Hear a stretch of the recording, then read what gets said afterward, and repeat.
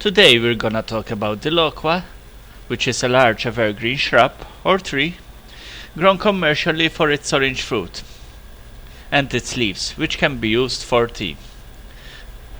The tree originated from China and it can grow up to from 5 to 10 meters tall. The fruit begins to ripen during spring and summer, or summer depending on the temperature in the area. The leaves are alternate, simple, from 10 to 25 centimeter long, dark green, tough, leathery in texture and velvety and a bit hairy.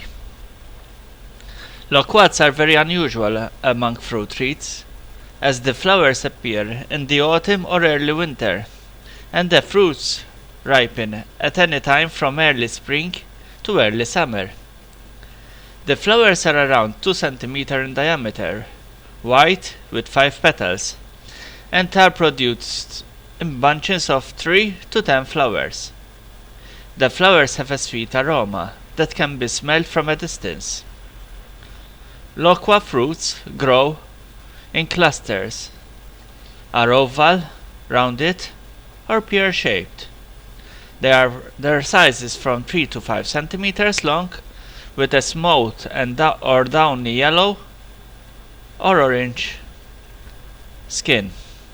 The succulent tangy flesh is white, yellow or orange, and sweet to acidic depending on the cultivar.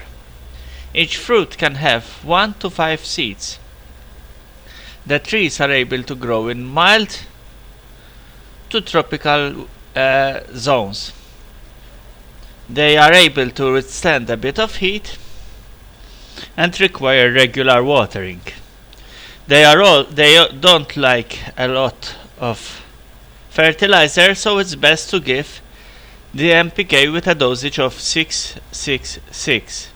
This is usually done twice a year, and it helps develop fruit and leaves. Okay, thank you.